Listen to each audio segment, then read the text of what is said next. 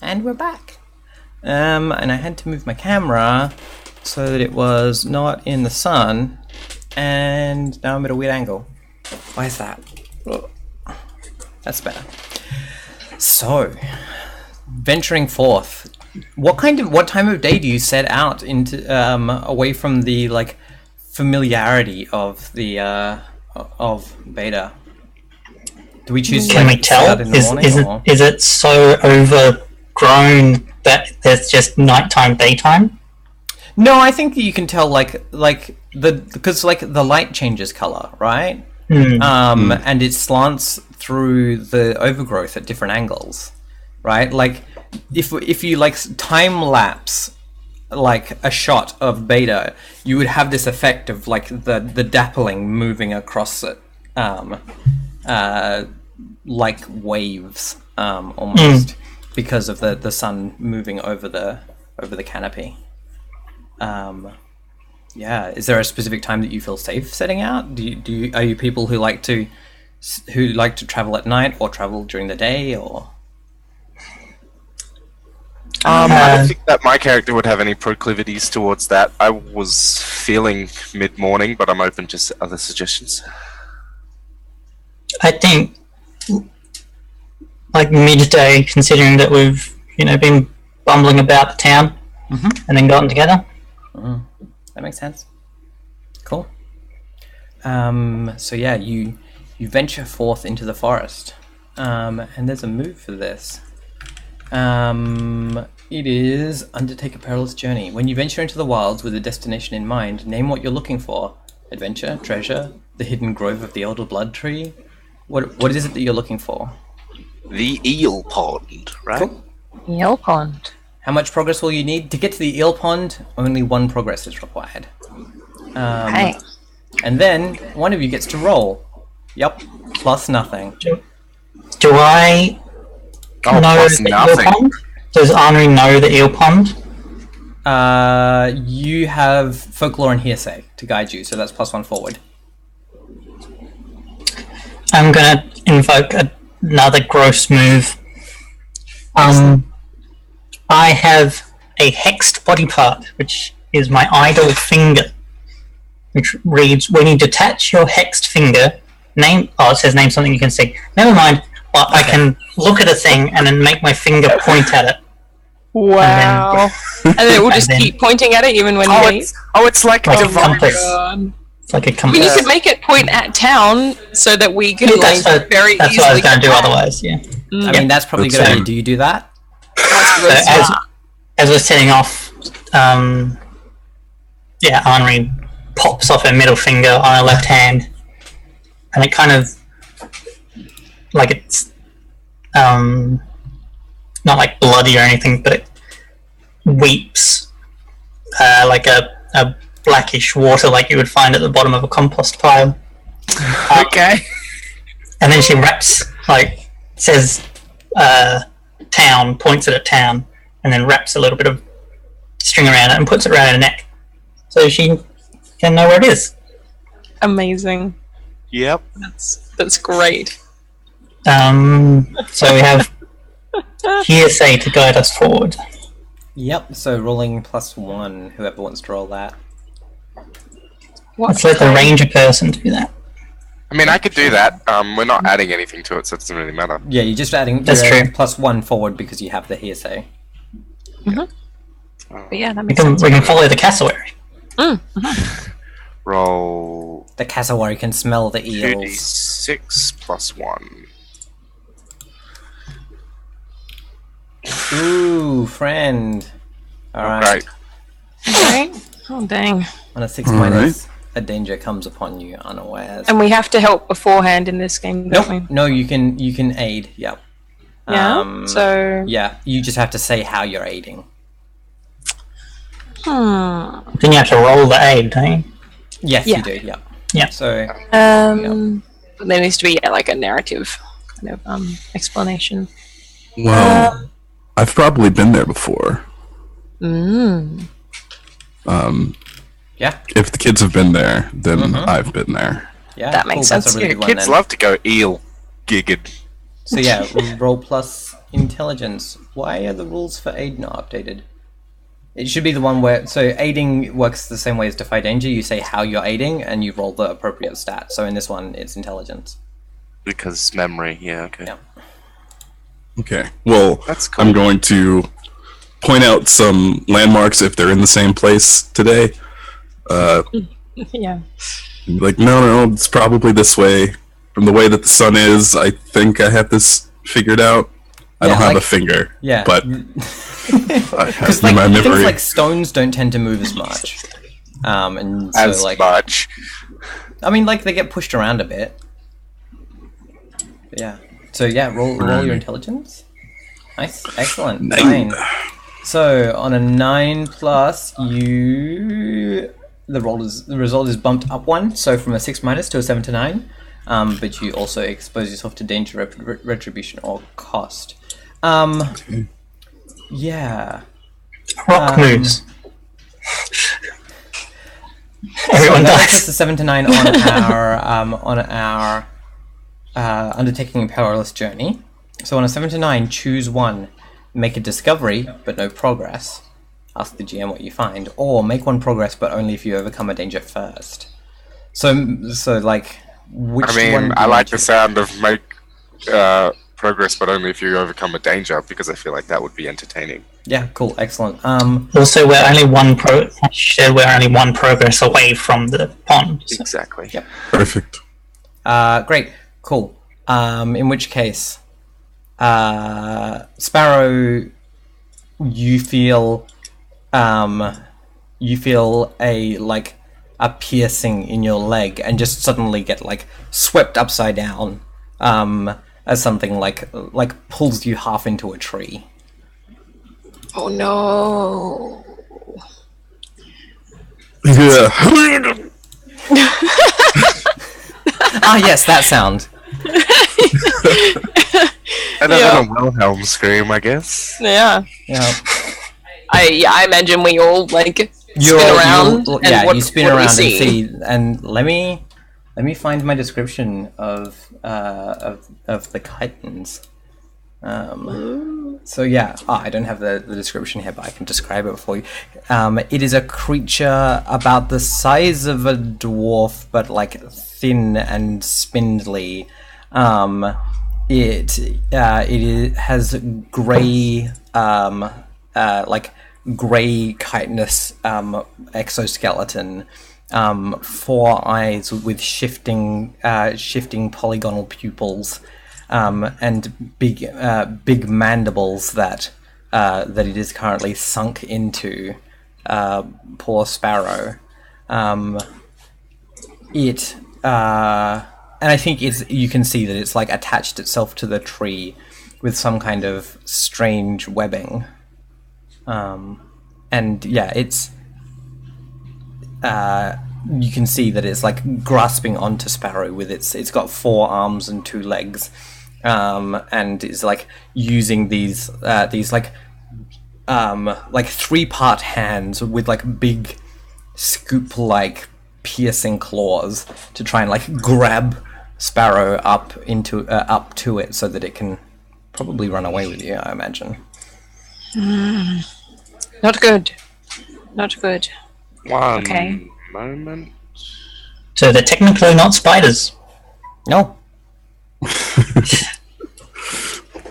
They are. Okay, well, this sounds like a time for some quick action.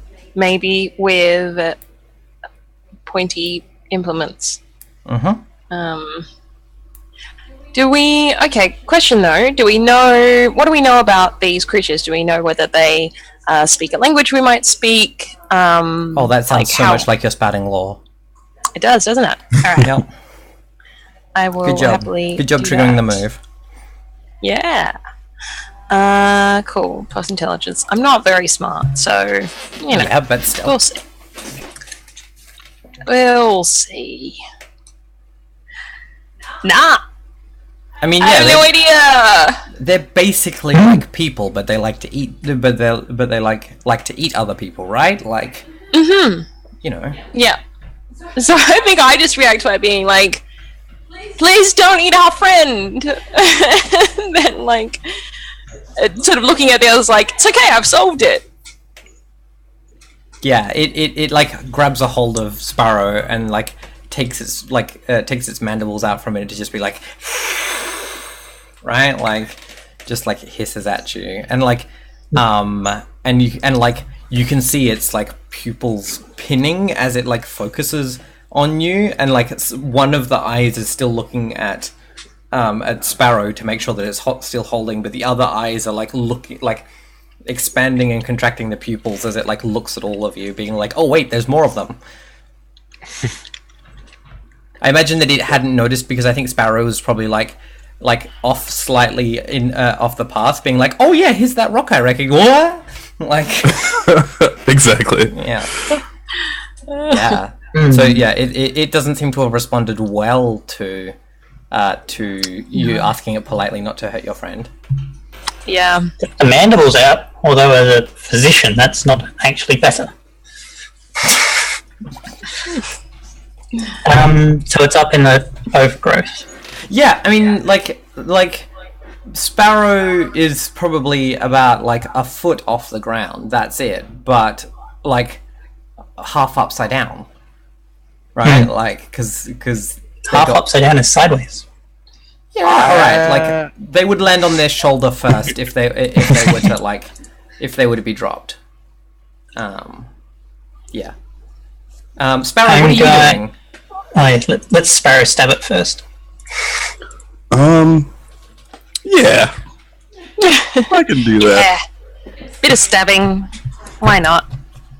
If I do have a hand free, I would very much want to draw my dagger and just start stabbing at this thing where it has me, probably in the back of my shoulder.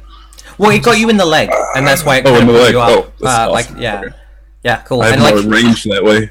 yeah, and you feel your leg your leg is already starting to feel a bit numb. Not pins and needles numb, but rather that big, round, fuzzy numb that you feel when when an anesthetic has been applied. And yeah, so roll hack and slash, I think. For so that's strength. Unless you have a move saying otherwise. Yeah, unless you have another move, yeah. I can backstab. Which would What are use... the requirements for backstabbing? What's that move? Do you want to read it to me?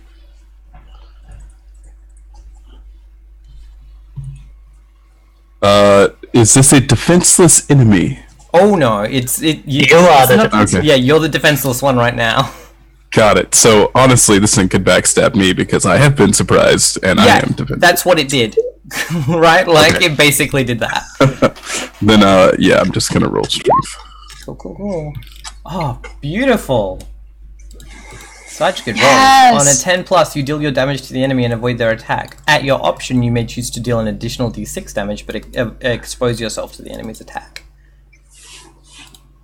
I think I am just going to do my damage and not expose myself to further danger. Go for it. Hey, not bad.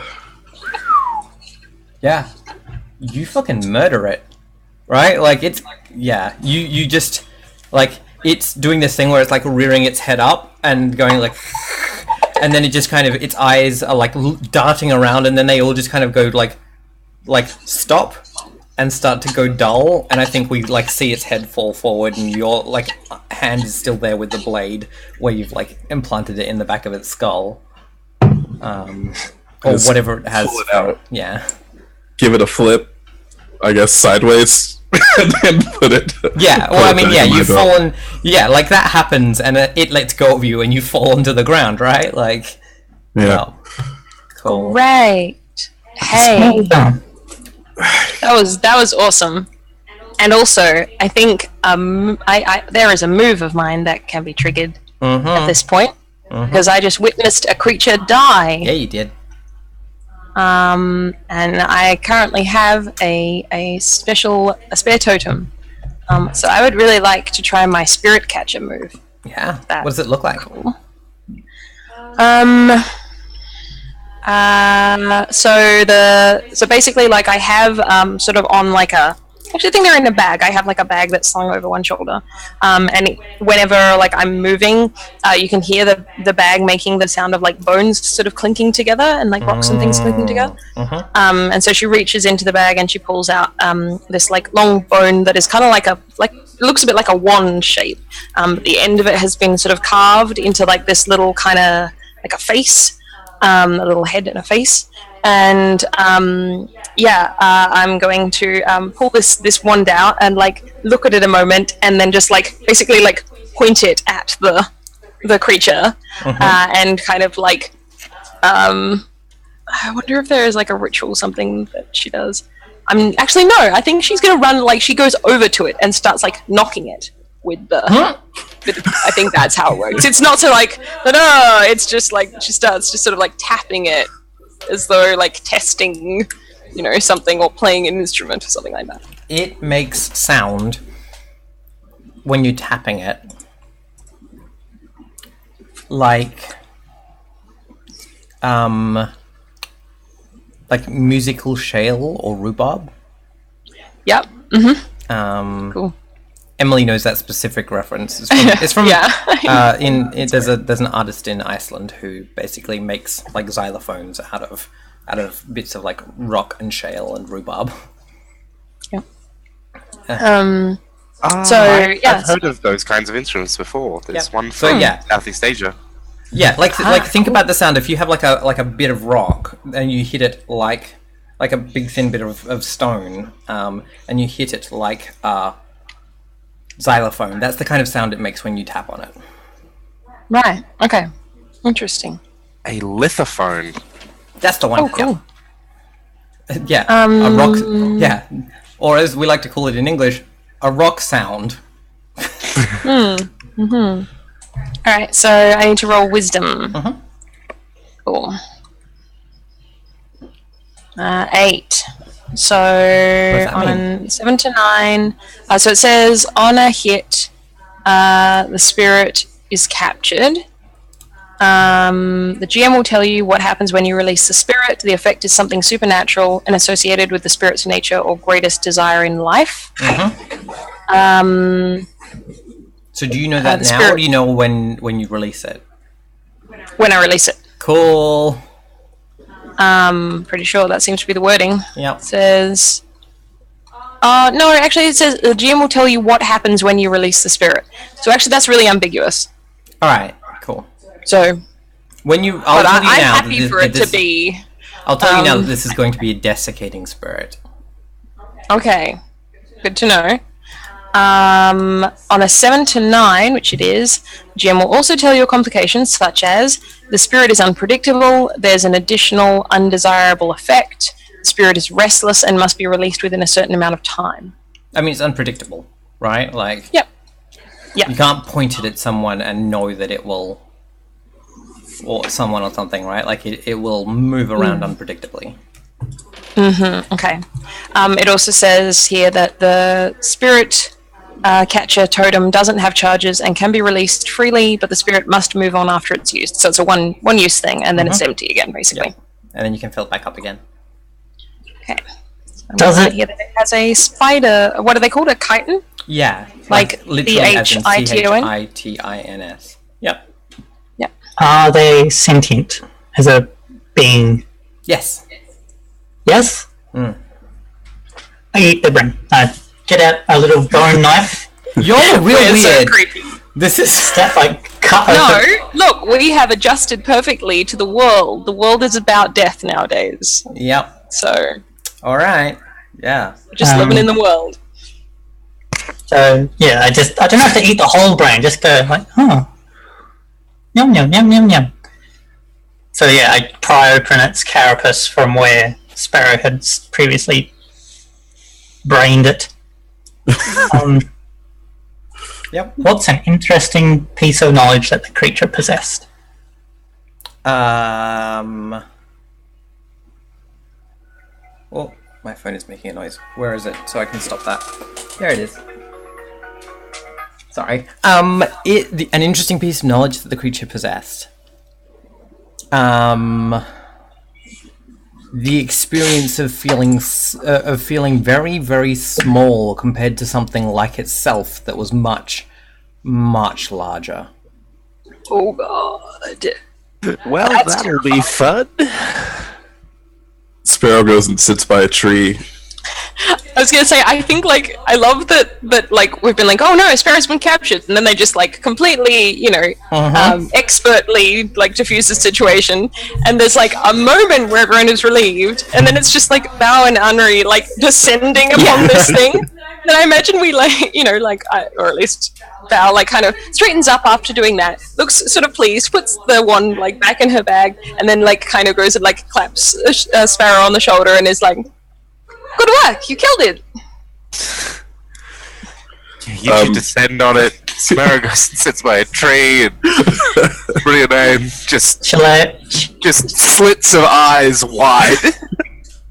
I wanna Sparrow takes out a dagger, and there's a potato left that they kept for themselves, and just kind of makes a chip, just eats it, and then kind of hands out chips to anybody who wants one.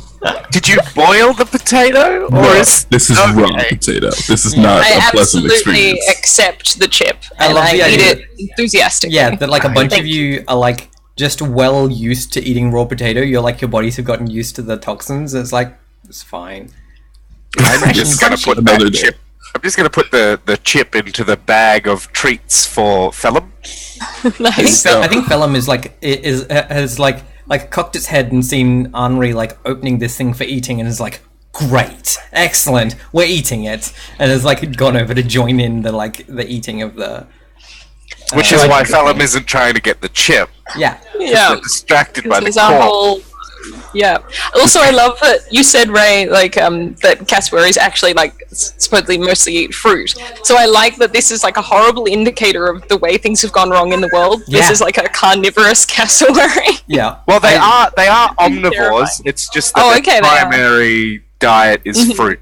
Yeah. Right. Like, not they will today. eat insects. Yep. This one loves dead things. Yeah. That's why it's so big. Because it's got a rich iron diet. You gave me this. You gave me the savage tag. I'm all about it. Like. Yeah. No, yeah. I agree. Yep. Shall I showcase another creepy move, or do we want to move on? I'm about it. I mean, okay. Go for it. So we'll see it at some point. So after picking its brains, Henri starts drawing, like, a circle in the ground and writing, like, how would she do this? How do you do things for Haru? Oh, no, she quickly, well, not quickly, because I have to do this thing, but she, like, digs a small, like, just, not even a shallow grave, like, just, it's in the ground. So she digs a small hole and then puts. No, it would be quicker to. Sorry, it would be quicker to just dig some dirt and turf, like, on top of the chitin. So kind of like a backwards burial, and then she mutters a little prayer to Haru with these circles around it, and like, moss and vines start coming out of the ground and growing into it and pulling it upright again. And I am seeking to use the blackest of magics to reanimate the dead. I mean, you. So that is the thing I'm doing. You. Yeah. So I'm rolling a thing. Yeah. Where's my thing to roll? I'm interested in how this works, because this creature specifically has no spirit in it anymore. Yeah. Where it otherwise might, or the spirit might be, like, differently attached to the body. Oh, I can't wait for this thing to come back from the dead and me and Phelim to freak out. Well, would that count as... Oh, welcome. Oh, so... I choose one because I rolled a 9. Mm-hmm. I will say the flesh resists because it's had the spirit pulled out of it, and so it's kind of not right. I mean, yeah. So I think we see like the vines and things, but like also like ghostly white mycelium tendrils like weaving throughout it, and then like as it stands it starts like fungal blooming all over it, like out of where its eyes were, this huge big crest of fungus where the like skull was cracked open, and things like that, and it's really obvious that it's these many different kinds of fungus are the thing that's making it stand and then move in, like, not bound by where its muscles once were, but simply by what is possible in the machinery of its exoskeleton. And so, like, yeah, it moves in ways it couldn't before. Henri kind of pats it and informs the party that like she's pleased with her work, not like it's a pet. Mm-hmm. Yes, excellent, good job. Yeah, good job. And informs the party that Horo will protect us. I think I look a little surprised, and then I say in a voice that isn't my voice, and sounds sort of more like an auntie or something. Waste not, what not? Oh God. So now we have a friend, a big friend. I slits for eyes, but wide. Mm-hmm. Sparrow looks over and mumbles under their breath, "This is the worst day." Oh. And he walks to the front of the line, just like, let's keep going. I guess if things get really bad, we can make mushroom soup. I have mushrooms that you could put in the soup. You could absolutely put them in the soup. It would be a great soup. Why do I not trust you? Yeah. We have potatoes. We have potatoes and mushrooms. That sounds like a good soup, Potatoes actually. and mushroom would be an alright soup. Now I know what I'm making for dinner. Sparrow, you head ahead, and it isn't long before you find the pools. Well, no, like, you've been traveling for like the good part of the day already. So yeah, you find these pools, and it's that part of the day where the light coming through the. I think because you're at the pool, right? There's like that you can actually see the pink in the clouds above, and I think like the clouds here are always like roiling, right? Like they're always really like sculptural because they are always they're always having so much updraft of moisture into them, and yeah, you can see these like orange and pink and like almost like lavender clouds like roiling ahead, and you hear the splish splashing of eels. Of the eels. And yeah, you come out into the clearing, and there is the pool that has the eels in it, and you remember like the tales of the children tell about the pool full of eels, right? That once it was a well that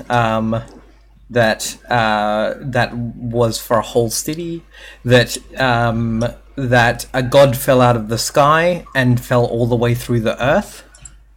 That if you throw something in there, it can never be returned because it will fall forever through the water. I have a thing. That you're going to throw? No, that I'm going to use. I'm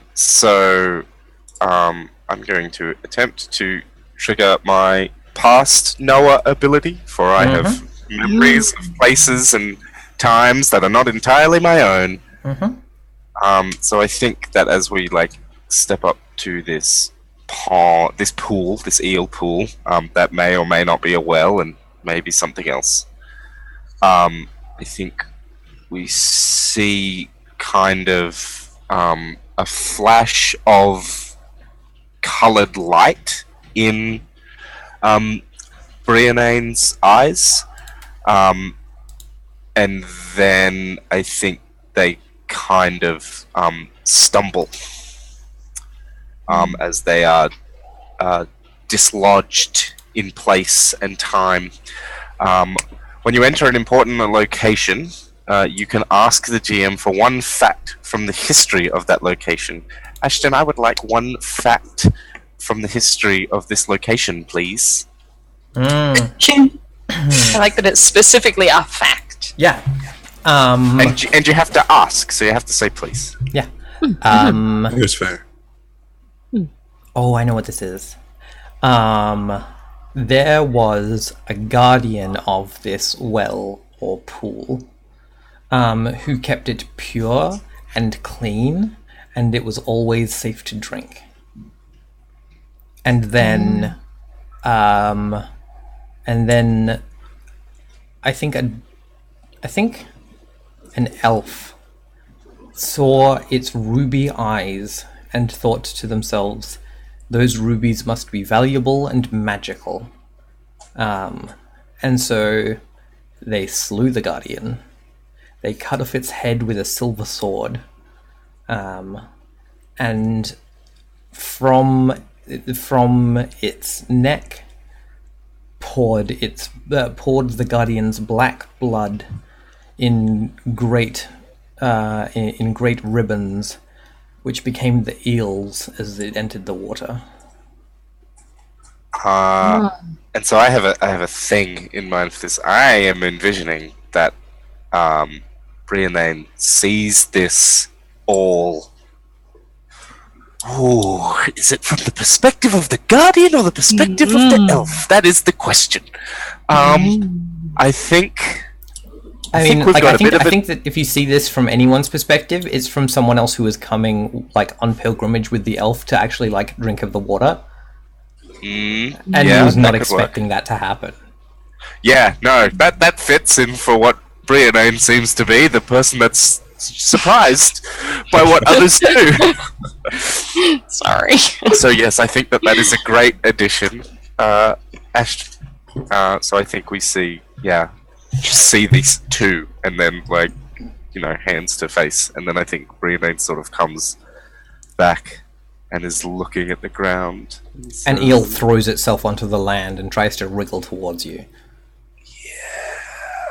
I step on it, and then I pull out my short sword and I put it through its head, and then sort of wrench it so that the head is cut off, and then sort of a deep exhale. It doesn't. Nagi, anyone? It doesn't bleed. It just starts to slowly turn to a kind of clear jelly. Ooh. Oh, okay. Can't resurrect that. Jelly stew, anyone? I mean, I look enthusiastic about that. But I think I'm also watching Sparrow. Does it seem from Sparrow's expressions or body language that they have been here before? Are they acting as though this is a place that is familiar? Definitely.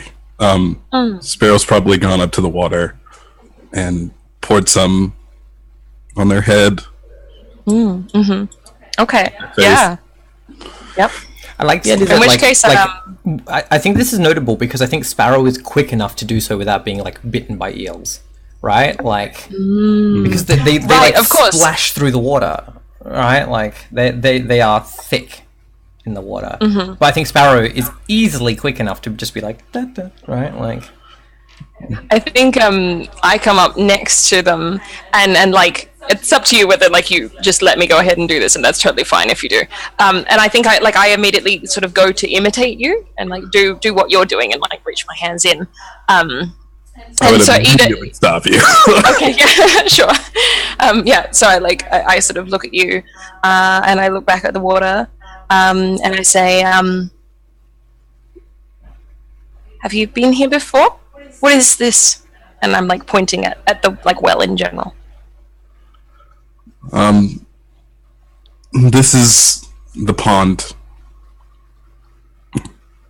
It's a nice place to relax.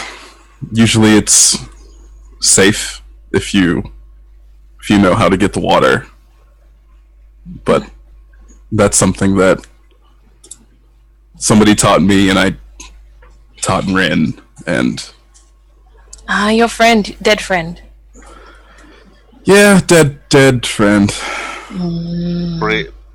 Bree kind of looks around everyone and kind of like stares into the next county, and says, "It used to be safe for everyone to drink here." And then what? Greed happened.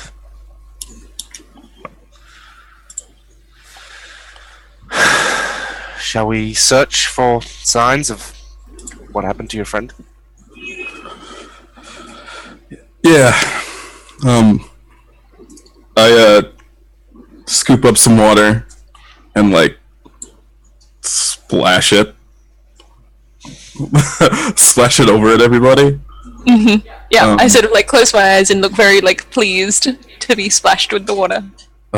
Just as like a cheery thing to be like, hey, let's stop thinking about all this really dark stuff. Yeah. Nice. And so I was like, all right, let's figure this out. Cool. I got a spider to kill. It sounds like someone is discerning realities. I can do that. Yeah, cool. I should be okay at discerning realities. Discerning realities is wisdom.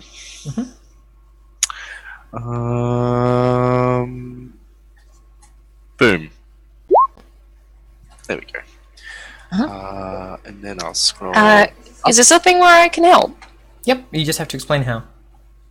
Well, I know that it won't happen here mechanically. I have a move that gives me an extra question when I discern realities, but I think that that's like the narrative explanation here, because my extra question is, what do the spirits whisper here? So I think I'm helping by like listening on another kind of like level. I think we both are listening on other levels. So. Sweet. Awesome. Alright, well yes, between us we do much listening. So I'll try and help you and see if I can bump you up to the next one. So it's wisdom, isn't it? Yeah, this would be wisdom. Yeah, okay. And that's what I do for helping in here. Gosh, it's been a long time. Yeah, you roll plus. I just roll the thing and then cool. Yeah. Okay. Cool. Nice. So, awesome. Cool. So you will also join in my fate. Yeah, but your fate is all good now. So Your fate is ask 3 questions. Yeah. Is this hold or ask them now? Pardon? It's ask them now. It's Never ask mind. them now, yeah. Yeah, I mean, yeah. but you can hold if as you like explain how you like go about the scene and finding things. I think as we're sort of listening to the past and to the voices that may be here, I want to know what happened here recently. Recently,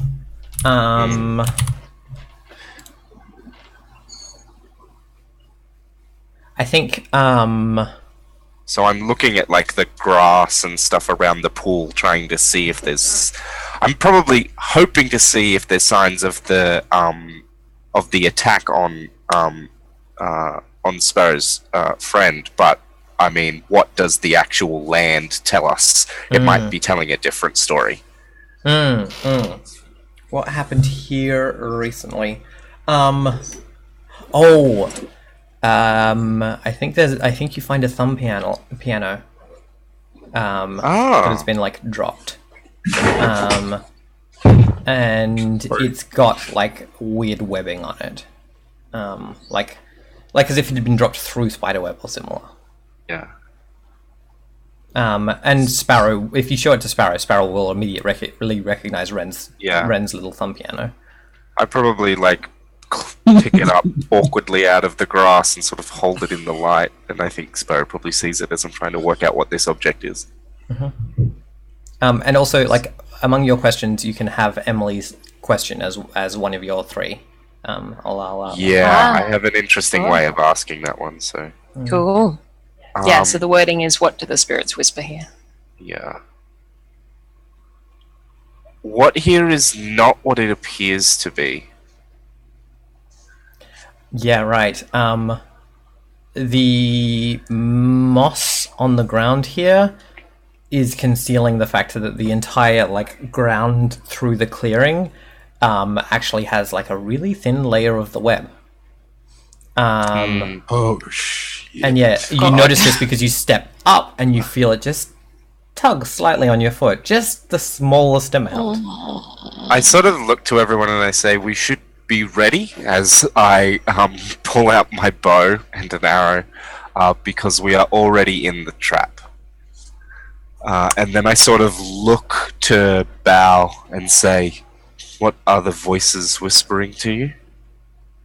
And I like this because I feel like I was going to say we haven't established whether, like, each of us, like, know each other, but I was going to say I feel like I'm at least partly familiar with everybody. Like, I've been annoyingly present in people's lives before, so I have learnt to trust your strange whisperings. Excellent. That is a very good question. So yes, question, like, yeah, to you open your ears to Alex. the spirits, and, like, the first thing is the overwhelming sound of the eels. They roar like TIE fighters, right? Like, they have that very specific sound of the Yeah. and when you're listening with spirit ears, the water doesn't get in the way, right? You can hear, like, a small burbling, maybe, from the when they like surface, because they continually throw themselves out of the water and, like, splash about at the top of the well. But yeah, they are screaming in. There's some hunger to it, but mostly it's fear of being, like, hungry and dark, like in the darkness, hungry and crushed. There's this feeling that if they're not at the top and, like, and out of the well and, like, snapping bugs out of the air and things, then they will be hungry and dark and crushed. Okay, so I sort of, like, I've been kind of sitting and, like, listening with my eyes closed a little bit, and yeah, you sort of say that, and I kind of nod, and then I say, the eels are very scared of below. Is dark. They'll be hungry. They'll be crushed down there. All right. Sure. For the night is dark and full of eels. Yeah. Oh God. Sparrow's gonna take out their poisons and start applying each one of the poisons one to one blade. The throwing daggers. It's gonna be one of those days. Well, one of those nights. It's already been one of those days. Oh Yeah, yeah, it's gonna be that's night right, 'cause soon. it's sunset. Yeah. Oh God. Hang on a minute. I can, like, hunt and track stuff. Maybe we can get one up on whoever's trying to trap us. Okay, so when you follow a trail of clues left behind by passing creatures, this can be triggered. So I'm going to try and see if I can tell where the web ends, where it leads to. Like, it feels like this is a trap that the spider has laid out, or at the very least, or spiders, or at the very least, a means of ingress. So I'm hoping that I can follow the tracks that way. Yep. Sure. Go for it. I can help you, I think. Yeah, it's I roll have- plus wisdom. I have a trap Or expert say how move. you help, right? Like, if you say how you help, or if you have a move that specifically helps. Yeah, trap expert sounds very relevant. I can survey this dangerous area to roll dex. Nice. I think it might even be worth doing both. I think of they're those, two 'cause moves. I think they're separate, but they can both play out. Yeah. I'd actually like to do Sparrow's move first, then, if that's okay, because it's more immediately the present. Yeah, that makes position. sense. Okay. Awesome. Oh my gosh! Wow. Huzzah! So yeah, work through the Nice. area and ask your questions. Tell me how you're surveying it and what questions you ask. How the area is being surveyed. Sparrow, now that they're aware that they're kind of in this giant web, starts pulling back on the moss a little bit and like tugging at areas and trying to see if there's a reaction. And seeing if there's anything stuck. Usually there's like a with spider webs there's like a main line. Mm-hmm. And they're trying to like figure out where that main line is. Yeah, cool. So which question do you want to ask, or do you want to ask all three, or? Yeah, all three. Why not? All right. Please. This is not a trap in the traditional sense. What it is an alarm or a warning. And I think you remember seeing something similar in another part of the forest that you walked through to get here. You just didn't you just didn't make the connection that it was web, but you remember seeing the silveriness on the ground. You maybe thought at the time that it was maybe still dew or something. But yeah, you remember being like, oh, that area where there is like a clearing and sky, there is this webbing. And I think what else is hidden here is a really good question here, because I think you find bones like tied up in the webbing, but of something that wasn't strong enough to escape the webbing, right? Like a small creature. My brain says it's a cormorant. It's a cormorant. There's like the bones of a cormorant here. That landed nearish to the pool and then couldn't get up off the ground again because of the web. And then it was like sucked dry. But yeah, So it probably tried to eat the eels and then got caught.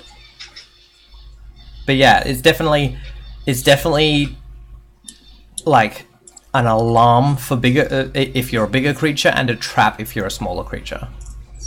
And yeah, I think you can point your friend in the direction that I think the trees on the far side tend to be a little less are a little less chunky. The leaves are less the leaves are less like broad and thick and heavy. They're more slightly more willowy, and that seems to be the direction that like the message travels. Right, it funnels in that direction. Right. And I think beyond there you can probably see like a crag of like hill where like off in the distance that I think the sun is like setting behind, where like this this huge like scary looking crag is like silhouetted in the sunlight. Oh boy. Knowing the way, it's dangerous. Yep. Did you want to make your move, Bree? Oh, you're You're muted. muted.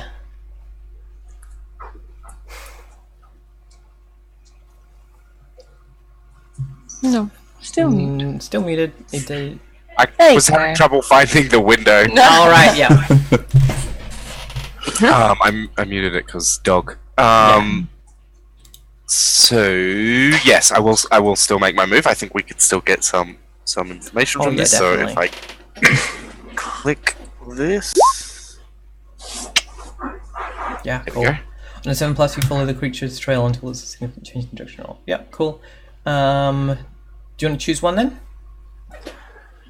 And we can narrate it out. I don't think I choose one unless I get a 10. That I didn't make that clear on the description. Oh, okay. When I transcribed it, it's... Yes. You follow the creature's trail until...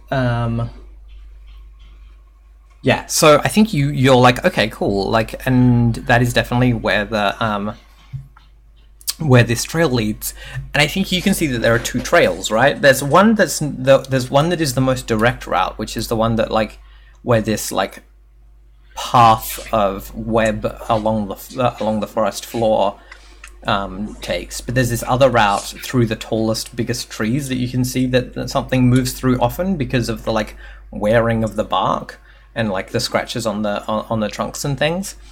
Both head towards the crag in a similar way, but I think by noticing the alternate route, if you were just following the path, you probably would have walked straight into the nest of conifers all bound up like. Whereas by following this other path, you can see it from a distance back. It's I'll see if I can find a picture. Spiders, floods. Yeah, there we go. Oh, when spiders like swarm around trees and stuff to get out of water. Exactly. Yep. So yeah, there's this like copse of conifers and pines that have just been as one just filled up like just turned into like a giant nest of webbing, and I think you see something moving under the surface, almost like something under a blanket, like something like something about the size of a dwarf skitters around underneath the surface of the silvery silk. I mean, I'd love to call a shot, but what do you guys think? Well, Henri points out What that do you all think? Is what I meant to say. there's a bigger one somewhere. So it's This one's just I just want to point out that you're seeing this from a distance, right? That's another like at least half day's walk away. Because it goes down into a valley and then up into the crag, right? And it's on the crag side, so you'd have to walk through the valley first. Like this nest is huge, right? Like it's the size of a couple of buildings. Wow. Could start a fire. But yeah, you wouldn't make it there before at least midnight. So we really need to camp. Probably. Yeah. Good idea. I can get the water. Cool. Do we... No, go on. No. I was gonna say a thing and then I remembered I changed that on the character sheet. Okay. I was just gonna say, do we know? And maybe this is a spout law thing, but is there common knowledge about like if you have to be out in the forest/jungle at night? Are there certain things that you should do to be safer? Because I assume that it is like a particularly dangerous place at night time for most people. I think the rule would be don't be outside. That sounds like a fun spout law to me. Yeah, you can roll spout law if you want to try it. Sure, I'll have a go. I'm very bad at this, but I like the fact that I'm very bad at this because like I only have a couple of years of knowledge. Like I don't, as far as I know, I'm like 2 or 3. I can spout law instead if you like. Yeah, maybe. Okay, so maybe I say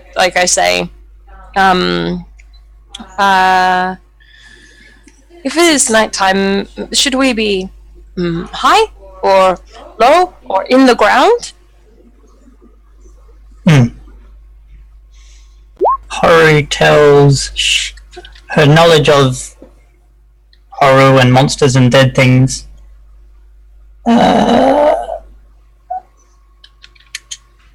We need a useful thing. You need an interesting thing, not a useful thing. Ah, yes, an interesting thing.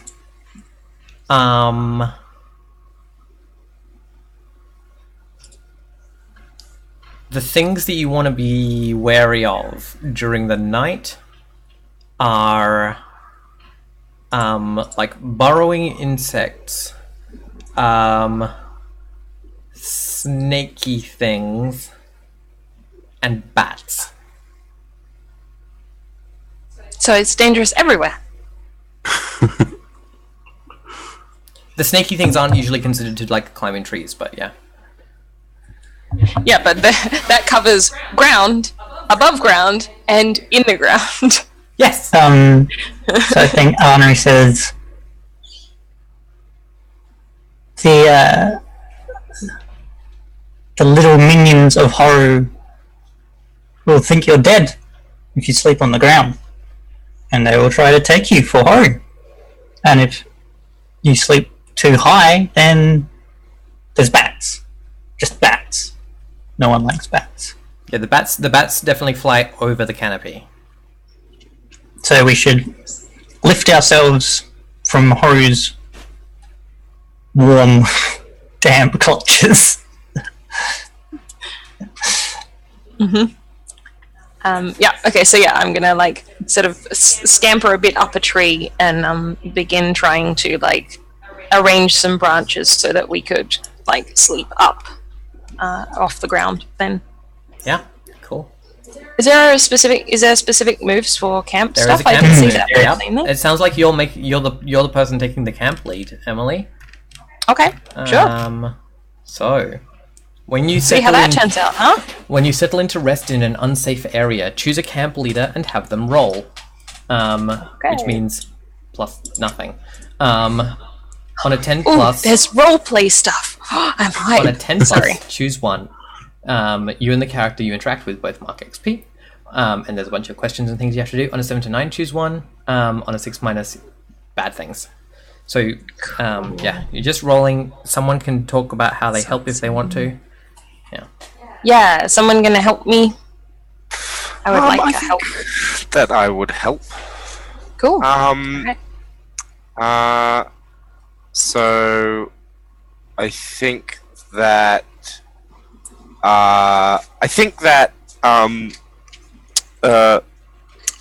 Bree knows of ways of taking like moss off of things so that you can use it as like a blanket or like bedding. Cool. Yeah. And so I think Nice. that's what Bree is doing. Yeah, so if I'm kind of like putting the branches so that they're like horizontal areas, then yeah, you can like sort of patch the holes and things with this moss and make it a bit more of a Yeah. solid. And there are Yeah. other fibers and things in the jungle that you can use to make bedding. Cool. Cool. So yeah, as we're doing that, I'm like definitely like very closely observing what you're doing and like asking occasional questions and like really just fascinated by like everything that you're doing here. So I just roll a straight 2d6. I don't add Yep. anything.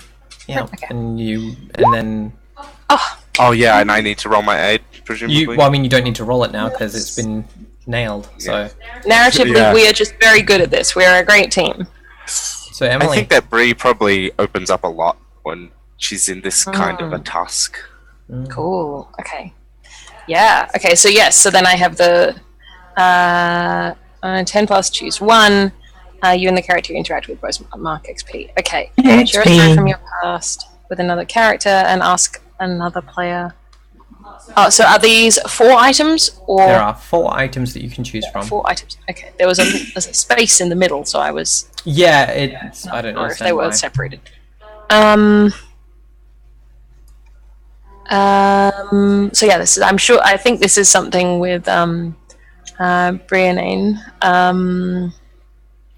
And I think I want to know from Ray. what new thing do you reveal about yourself as we do this? Ooh, okay.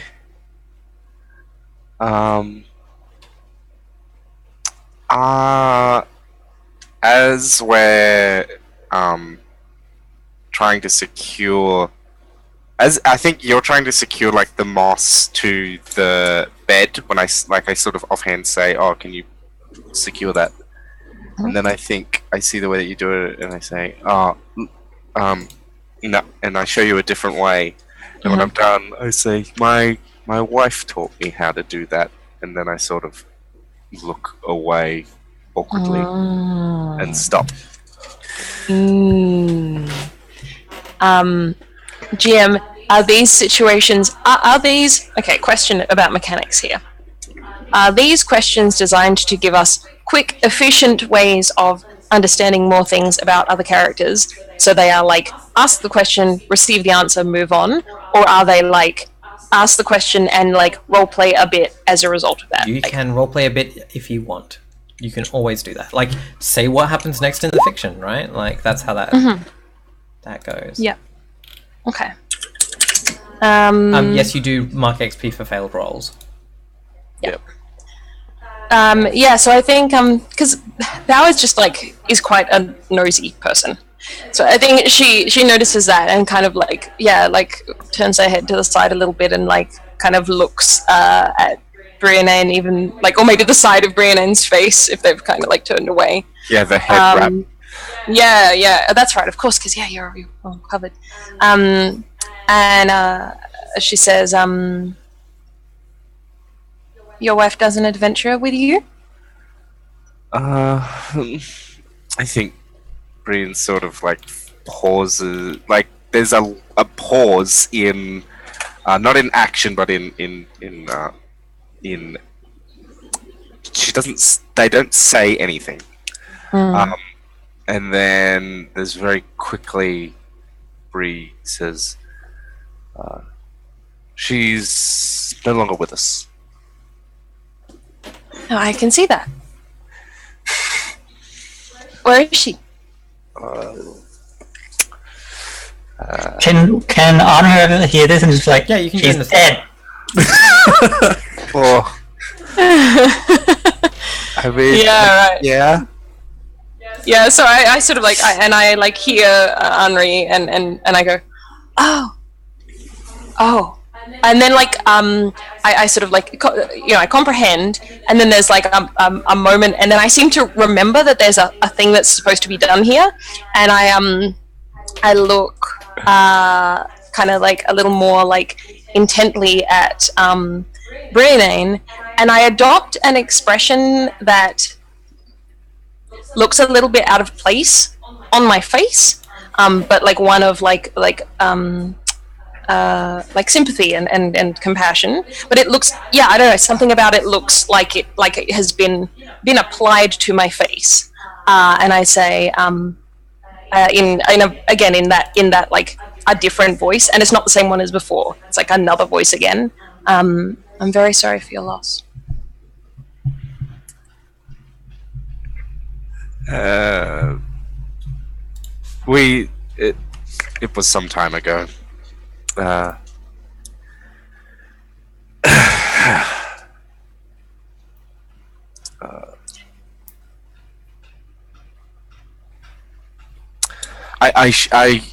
need to check on Phelim, and Bree just drops out of the trees. Yep.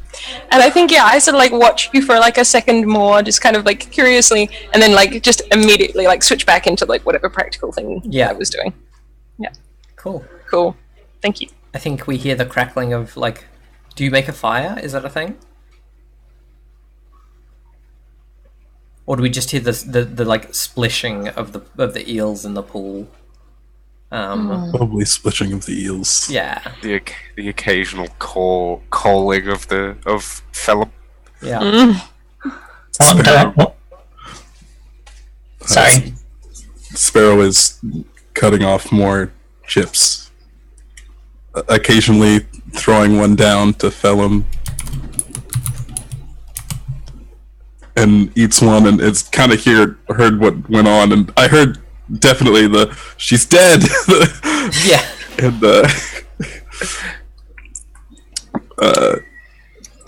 Sparrow probably goes over to Brienne, pats her on the back. Everybody dies around here, I guess, except for the growth. The growth that keeps going. Yes, an astute observation. Just saying. Eventually, you have more friends that are dead than that are alive. I think Bree probably puts her hand on Sparrow's. Are you sitting or kneeling? I guess if we're up in the trees.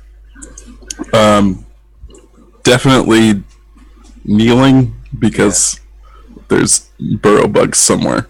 Yeah, I guess Bree probably touches your thigh and sort of like leaves their hand there for a moment, and then sort of after pats it a couple of times. Thank you. Yep, and then Sparrow hands you a chip. Cool. I think that's a good place for a Bree break. probably turns away from people to eat because she's gonna reach. Oh up yeah, under yeah, her of course. covering. Yeah. Their face covering. Yeah. All right. Shall we take a break there, and we can come back to the next day once we return? All right. We'll be back soon, chat.